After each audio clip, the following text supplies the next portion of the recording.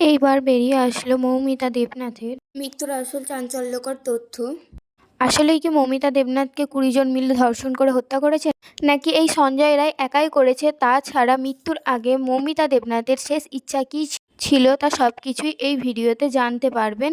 আর ইনি মৌমিতা দেবনাথ, পশ্চিমবঙ্গের আরজিকর মেডিকেল কলেজের 31 বছর বয়সী চিকিৎসক। একটা শরীর 18-20 জন পুরুষ ক্ষতবিক্ষত করেছে এবং তার শরীর থেকে 113টি কামড়ের দাগ, 150 গ্রাম সিমেন্ট পাওয়া গেছে তার শরীরে।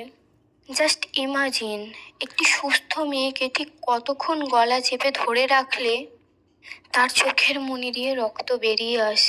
এই পুরো সময়টাই যে 2জন ব্যক্তি মৌমিতার হাত চেপে ধরেছিল, তাদের মধ্যে একজন ছিল মৌমিতার ফিমেল কলিগ। আই রিপিট, মৌমিতার ফিমেল কলিগ। 2 চোখ দিয়ে রক্ত বেরিয়ে আসার আগ মুহূর্তে মৌমিতা নিশ্চয়ই এই ফিমেল কলিগের দিকে তাকিয়েছিল। চোখের ভাষায় বারবার বোঝানোর চেষ্টা করেছিল, আমাকে বাঁচাও, তুমিও তো একটা মেয়ে। একটা কথা শুনলে আপনারা অবাক হবেন, অনেক রকমভাবে যখন মৌমিতা দেবনাথকে নির্যাতন করা হচ্ছিল, তখন তার 2 ফিমেল কলিগ তার হাত চেপে ধরেছিল। বুঝতেই পারছেন কতটা চক্রান্ত এই বিষয়, তো কতটা চক্রান্ত করে মৌমিতা দেবনাথকে খুন করা হয়েছে। বা মৌমিতা চিৎকার করে বললেও তার হাত পা ছেড়ে দেয়নি তার ওই কলিগ বান্ধবী।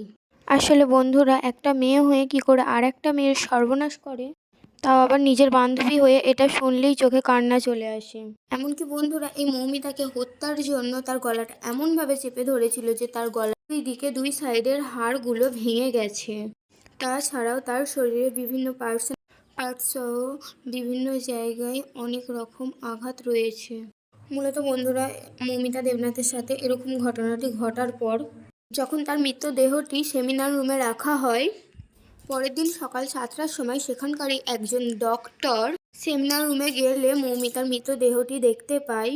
সে দেখতে ছিল তার শরীরের বিভিন্ন অঙ্গ থেকে রক্ত পড়ছিল, এমনকি তার শরীরে বিভিন্ন জায়গায় অনেক আঘাত রয়েছে, এমনকি তার শরীরের নিচের অংশেও কোনো কাপড় ছিল না। আসলে বন্ধুরা, এত কিছু দেখার পর এইটাই প্রমাণিত যে তাকে অনেক নির্যাতন করে মেরে ফেলা হয়। কিন্তু বন্ধুরা, এই মেয়েটি যখন মারা যায়, তখন তার বাড়িতে পুলিশ সহ আরজিকর হাসপাতাল থেকে কল করে জানানো হয় যে তার মেয়ে আত্মহত্যা করেছে।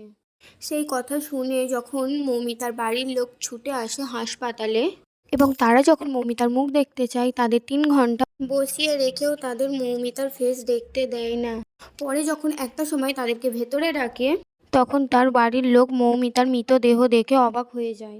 তারা তার মেয়ের এইরকম আঘাতের চিহ্ন এবং রক্তপাত দেখে তারা নিশ্চিত হয় যে তাদের মেয়েকে মার্ডার করা হয়েছে। পরে যখন এই বিষয়টা আস্তে আস্তে ছড়িয়ে যায়, তখন চারিদিকে বিক্ষোভ শুরু হয়। তখন বেরিয়ে আসে আসল চাঞ্চল্যকর তথ্য। পরে যখন পুলিশ এই বিষয়টি নিয়ে তদন্ত শুরু করে, তখন মৌমিতার গায়ে একটা হেডফোন দেখতে পায়, যেটি ছিল সঞ্জয় রায়ের। তারপর সঞ্জয় রায়কে পুলিশ গ্রেপ্তার করে এবং সঞ্জয় রায়কে জিজ্ঞাসাবাদ করে এবং সে সবটা স্বীকার করে। কিন্তু বন্ধুরা, এখানেই লুকিয়ে আছে আসল তথ্য। এই ঘটনায় সঞ্জয় রায় থাকলেও সঞ্জয় রায় আসল খুনি না।